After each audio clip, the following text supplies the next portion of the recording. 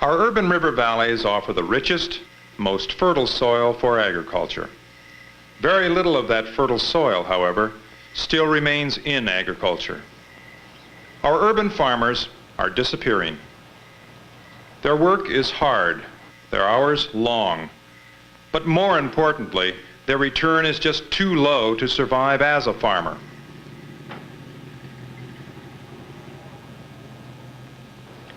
For generations, local farmers like Tony Gonzalez have been bringing their fresh produce to the Pike Place Market to sell directly to the consumers.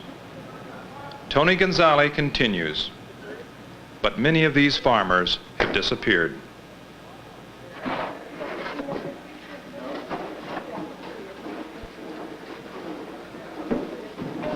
I'd say about 90% of the old farmers are deceased and passed away, and the younger ones all working elsewhere, better jobs, and most of them, farmers' children all got a pretty good education to be something else rather than a farmer, because farming used to be a real hard life, and the income was very small. There's not too much a future in it unless you really love the farm, and for me, it's too late to get out of it. I've been in it a long time, and I'm getting to the age it's too late for me to do anything else. So, but I do enjoy it, and I love to work in the fields. I like the outdoors. The only farmers left at the market are those that sell produce over the low metal tables. The vendors in the high produce stalls and many other shop owners are not farmers. 70 years ago, our farmers were in deep trouble. Middlemen in the food industry were underpaying them, overcharging the public, and driving farmers out of business. The response of that generation was the creation of the Pike Place Market, which saved the farmers and has benefited rich and poor alike. Recent plans to tear down the market were fought bitterly by many citizens, and the market was saved. But the farmers, for whom the market was created, are being lost. The reasons the farmers are leaving are complex. Andy Padua once farmed 13 acres of prime agricultural land. He now farms less than an acre. Right around 1955, I think, Boeing wants to come in, industry wants to set in there, and seems like they made a deal with the city of Kent that they have to improve the city and industry can come in. So they start improving the city. They gave all kinds of LIDs. Now like LID on road, LID on water, and what was it? This was another one, a sewer. So the total sum of the LIDs was such that I can make it. It's way sky high, and then the taxes came from $300 to $1,500. That's an amazing amount of money to make, and for what money we make in the farm, I'd never be able to make it. So I had a chance to sell the place, and that's what I did. I got rid of it. Everything is gone to rocks. They covered up the place, built industry in there, big buildings, and it's all rocks. It's a shame to see that good fertile land go to waste like that. I don't know what else is going to happen, where we get the vegetables and the food that we need later on, if they keep on taking all the fertile land. That would be a catastrophe, I think.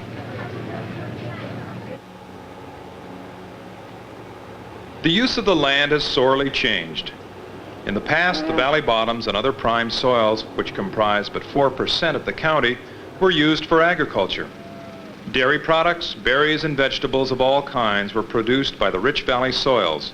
But in recent years, industry and suburban sprawl have pushed relentlessly into the valleys. Food processors have left. The problems of finding farm labor have increased. Through all this, the pay for farmers has been poor. Many landowners have sold off their farms for industry, bringing a one-time windfall profit. On top of all of this, the sons, too, are leaving.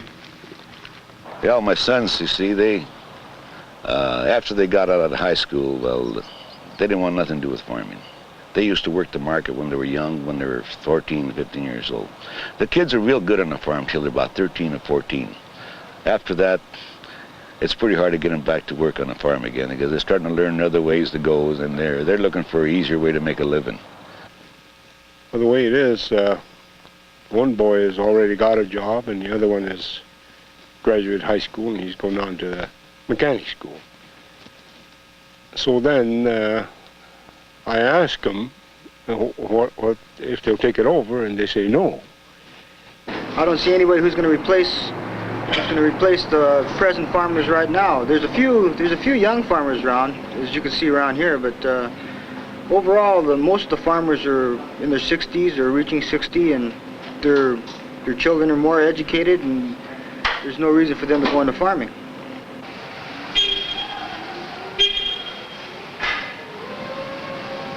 Most of our produce now comes from California, and the trend is growing stronger. This has not been the result merely of competition and the free market. Public policies have been put into force, and much public money has been spent to promote the industrializing of farmlands at the expense of agriculture. According to Leroy Jones, King County Agricultural Lands Planner, it began with the building of the Howard Hanson Dam. The area was used almost entirely for agriculture until about 1962, when construction of the Howard Hanson Dam and the dike system along the river controlled over the bank flooding and basically opened up the area for urban construction, urban development. And once the development came, we saw the farmers subject to higher property taxation because the value of their properties was going up. We saw the farmers also having to pay limited improvement district assessments to provide the services for the urban development that was coming into the area. The dam cost far more money than the market value of all the agricultural lands in the Green River Valley. It was purported to be a benefit to the farmers, but the immediate result was a rush to convert the farmlands to industry, led by the Boeing Company. Because of the immense public subsidy for flood control, industries could locate on cheap farmlands instead of paying the higher costs for lands that were zoned for industry. Local governments accommodated industries with the zoning they desired. As industrial and urban uses moved in, sewers, roads, and water supplies were needed. So governments introduced local improvement districts to pay for them and assessed landowners on their acreage. The new services were not wanted or needed by the farmers, but the assessments ruined them nevertheless. Pete and Curly Hanada, who have been farming for 50 years, are among the victims.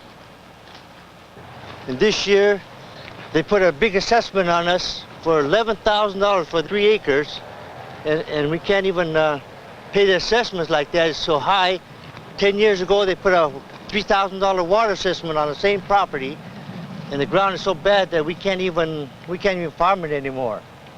Eventually, this whole valley is going to be into industry, because over here is going to be a trucking industry. IBM is coming in right there, and further to the north is a 19-acre metro. It's going to be a bus station and a bus depot. It's right in here in this valley here. And eventually, this all going to be into industry here, all this valley here, all around us. And we're just in one little circle. That's all we're left of here. All this used to be all prime farmland, and every year it's been filling up to get the industry in here. Now we're going over to this sewer assessment they charged for this 3-acre property right over here. They came right through there to enter here and charged us $11,000 this year. They put this pipe right here, and I made them stop it right there, and later on they're going to go up the hill on 35th. So they put it there, so they're going to charge me for 4 acres more. Be another $12,000 just to go up my other half the property going up this way. Well, eventually this year, with 8.25% interest on the property, we can't even pay it, so we decided to sell it. And in the beginning, they come down and offers real cheap. They think we're going to sell it, but we held out as long as we can, just enough to pay for it. And so So we sold it now, this year, finally, to help pay for the assessments. Yes.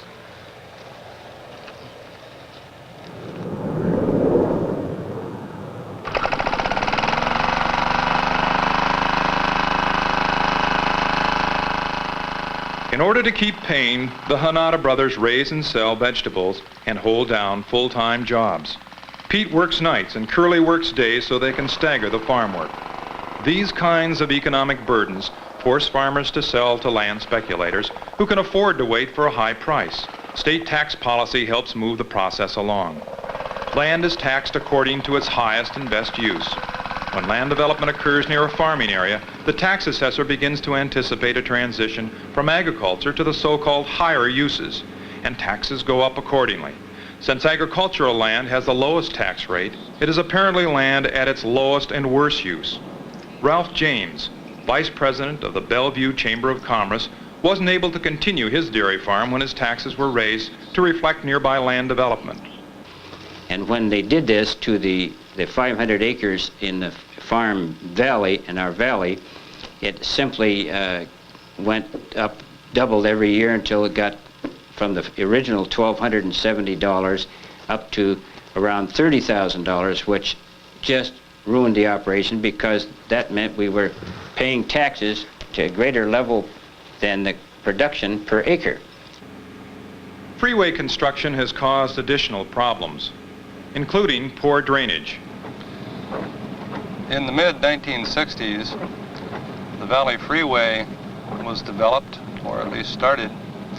And aside from the fact that the freeway itself took a sizable piece of acreage out of active production, it also compounded the drainage problems within the valley because the freeway acts as a huge dam to the subsurface drainage.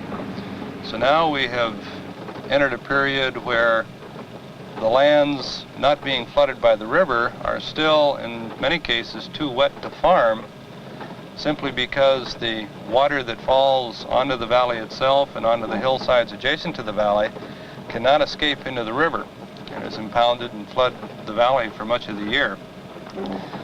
The natural flow of the water is interrupted whenever a house or a piece of asphalt is poured. As the houses are built on the hillside, the natural pooling of the water forces the water down into this valley, rising the river over and above what Howard Hanson Dam controls the river at. Now the drainage problem is so bad that the local governments, led by King County, have devised a drainage system with 47 miles of ditches up to 240 feet wide. In anticipation of this drainage system, 2 pumping stations have already been built and sit idle at a cost of $5 million. Once again, there is a huge public subsidy, as most of the some $50 million required for the project will come from the federal treasury. Once again, the major beneficiaries will be the industries and shopping centers that want to locate on the valley floor. And once again, the farmers will suffer, since it is proposed that the local landowners pay an assessment based on acreage. Tony Schilter has a dairy farm on the upper Green River Valley. The drainage system is, as was proposed, is one answer to it, but from my point of view, when I farm the amount of acreage that I do, and the proposal that they had at assessment of $60 an acre a year, makes it virtually impossible for me to produce a commodity on and above net return after I've paid for the land, the taxes, and the interest that I have to pay on this property.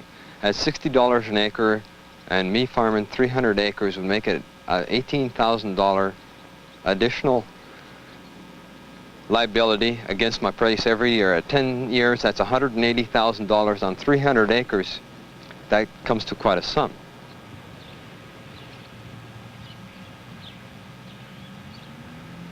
Berry farming takes a lot of labor.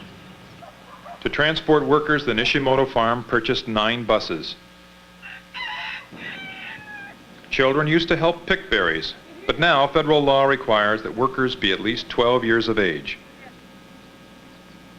Last year, the 100-acre Nishimoto farm paid $50,000 in wages, plus insurance, equipment, and supplies, and rising gasoline costs.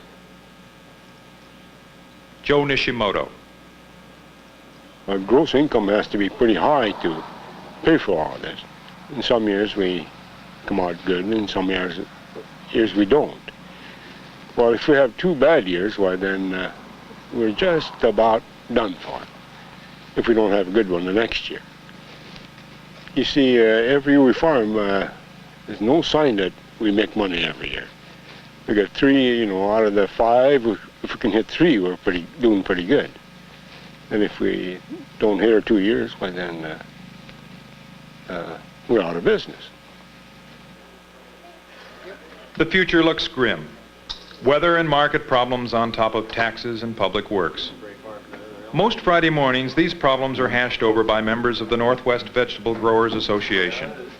Well, as far as urban farming is concerned, I don't think there's really any future, because there isn't there isn't that much land here to start with to really make farming a go of it.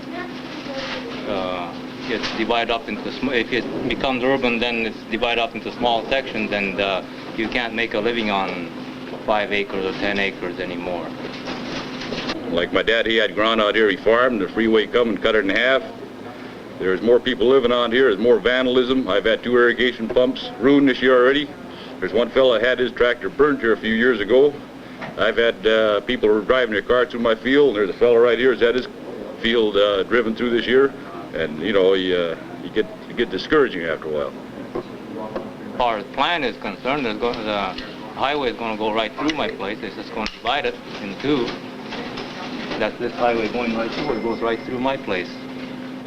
And eventually it's going to split it up. And then once they split it up, then I can't farm it like I'm going to farm. That is, I'm not going to have enough acreage to farm it to make a living off of the thing. Problems are coming up left and right, and I'm going to farm until it's profitable, and if I'm working for nothing, I think I'm going to have to quit. Well, one of the main things, we don't get paid for our work. I think that even though sometimes in California their prices are up, our prices seem to stay stable. I can give you a lot of for instances. We'll take cabbage for instance. We get 5 cents a pound for it. In the stores it's 17, 18 cents a pound. Between the consumer and us, somebody is making more than the farmer who's taking the chance raising it. I would like to see, as long as there is farming around here, a little bit more cooperation locally from local stores and local produce houses. We get a lot of static that they can buy it cheaper from Oregon and California and Texas and every place else, and that's fine and dandy, but we produce this product in Tacoma, Seattle, in the Puget Sound area, and I think that even though when we pay our taxes here, we hire people from this area, and I think that if we're going to buy any produce, it should be from us first. The competition from California is tough. Most major retailers give preferential treatment to the big corporate farms that can supply them year-round. Instead of being concerned about nutrition, consumers have learned to select the scrubbed, cosmetic regularity of fruits and vegetables from California agribusiness. They do so in preference to the more earthy, irregular produce of local farmers. So even low-priced, fresh local produce often can't find a market. A mechanized, computerized, high-energy agricultural system in California can truck crops 1,200 miles and win the advantage over our own growers. Some believe this competition is superior and local agriculture is doomed. But Dr. Gordon Oriens, director of the University of Washington's Institute for Environmental Studies, is looking at the long term and believes it is vital to preserve our farmlands. Well, there are a number of things that are happening in American agriculture that have some rather long-term significances. We're in a very energy-intensive agriculture with tremendous amounts of energy put into preparing the fields, planting and harvesting, and then we spend a lot of energy hauling food long distances. In addition, we're dependent on an ever smaller number of genetic strains of crops grown in rather large fields with only one kind there. And in the long run, this means that as energy is becoming ever more expensive, the costs of food production and transport are going to increase.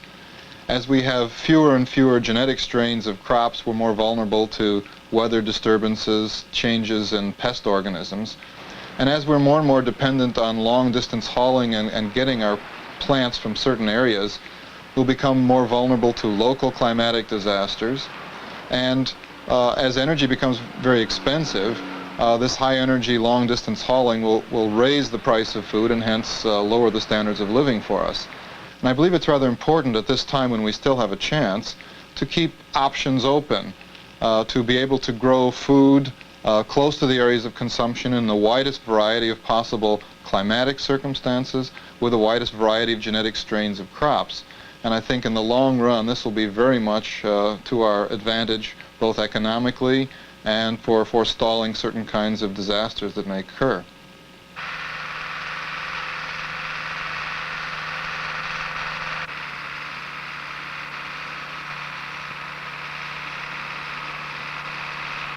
We must first decide whether we want to preserve prime farmlands in our area.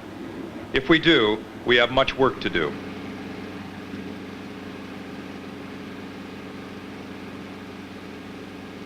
When you take away these green belts of these farms, it changes the atmosphere of the community, and as people say that come from back east, the thing they like about the Northwest is the open space and the greenery and the trees, and this seems to be a very important aesthetic advantage to living in this part of the country.